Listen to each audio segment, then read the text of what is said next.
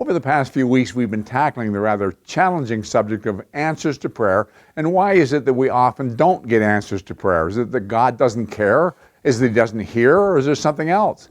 And we saw that, yes, there's reasons sometimes why God doesn't answer our prayer, but it also can be contingent on our actions as well. In the Epistle of John, we read, "Whatsoever we ask, we receive of him, because we keep his commandments and do those things that are pleasing in his sight." So the obligation is on us to keep his commandments and do those things that are pleasing in his sight.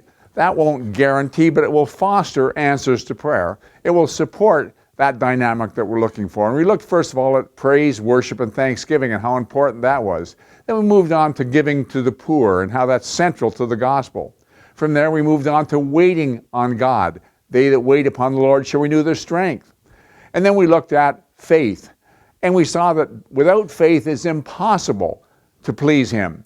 For he that cometh to God must believe that he is, and he's the rewarder of them that diligently seek him. And that's a two-part channeling of faith, believing that he is, and believing that he's the rewarder of them that diligently seek him. And last week we looked at the challenge of God is, and we saw that everybody can doubt it sometime. But you look up into the heavens and they declare the glory of God. You see his handiwork, you see his fingerprint on everything in creation, the sustaining of it as well as the creating of it. God is there. But did he create the universe and then stand off and see what's going on? Or is he a very present help in time of need?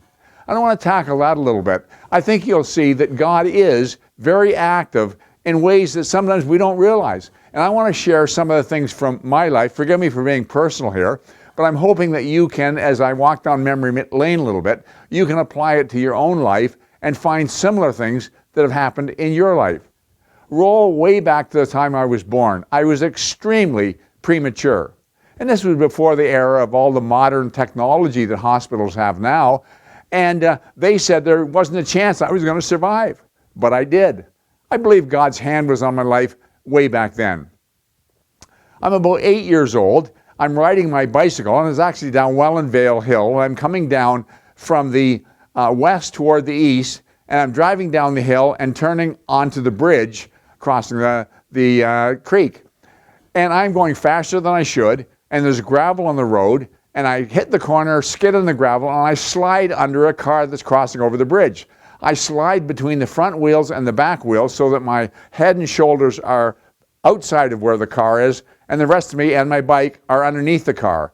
Now, the driver couldn't possibly have seen me, but hopefully he saw that I suddenly disappeared. Anyway, he hit the brakes and stopped before his rear wheels crushed me, thankfully, and I scampered out, hauled my bicycle out, and life went on.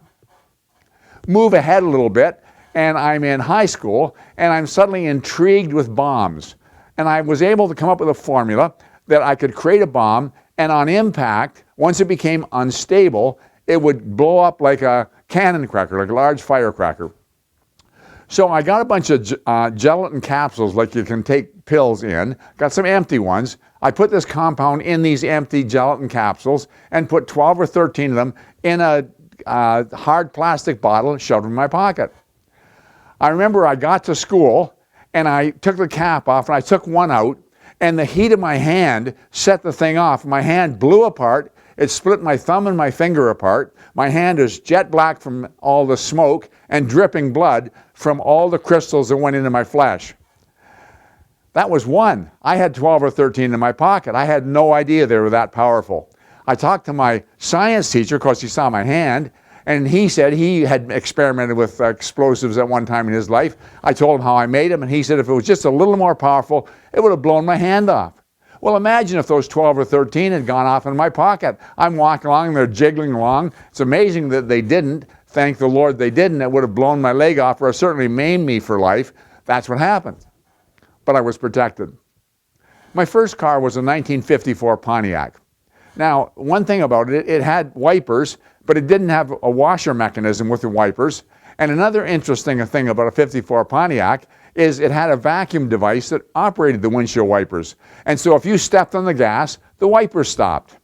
Well, I was driving on a very curvy road. It had been raining and there was mud all over the place. And a car passed me and splattered my windshield with mud.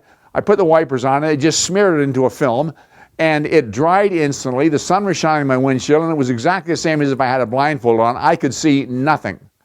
I made a quick prayer, and a car coming toward me went through a puddle, splashed my windshield. I put the wipers back on, and it was just as clear as if I'd gone through a car wash. Now, was that God? Was that coincidence? I don't know, but I'm glad it happened. I'm 17 years old. I'm working on my pilot's license. And they told me I was a pretty good pilot. I like to think that I was. You have to have 35 hours of flying time before you can get your license. I'd done my dual cross-country, my solo cross-country, and I just had to fly the extra hours off. Went to the flying club one day, and the instructor said, "What are you going to do today?" And I said, "I thought I'd go up and I think I'd kick it into a spin." Now, we had something called an incipient spin, where you'd climb higher and higher, and it would just about stall, and you'd kick it one way or another, keep it upright and upright as well as you could before it kicked into a spin. The best way of describing a spin is like a maple key coming off a tree, where it just spins down to the ground. That's what you want to do. So I said, I'm going to try and kick it into a spin. He said, don't get in a spiral. A spiral is a power dive. Well, I got into a spiral. The plane I was flying was a Fleet Canuck, and it was a fabric constructed plane with a tail dragger. And I'm up there, and I kick it in, and I get into a spiral. And so looking out the windshield, I could see the earth spinning in front of me. And it was a power dive, and the wings were just shaking like this, and I was going faster and faster. I was doing 150 miles an hour straight down, 2 or 3 or 4 seconds maybe from splatting on the ground. And I was in a dilemma.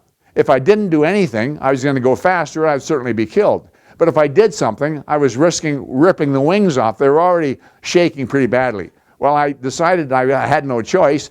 I started to pull back on the stick with all my might, putting my feet on the cockpit of the plane, and gradually pulled it out. And fortunately, I'd started high enough that I was still above the ground.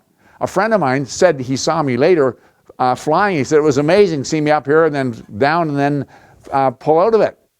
I got landed, went back to the airport, and I talked to the instructor, and I said, how fast can this plane go before the wings rip off? And he said, well, I think it would do 110 miles an hour. Well, I could have told him to do better than that. I'd test flown it, but I didn't want him to think I wasn't a good pilot, so I kept that to myself. But you know, you can look over these things. The Bible says, the angel of the Lord encampeth round about them that fear him and delivereth them. The Bible says the angels are sent as ministering spirits to the heirs of salvation. And I believe that God is a very present help in our time of need. He's a rewarder of them that diligently seek him.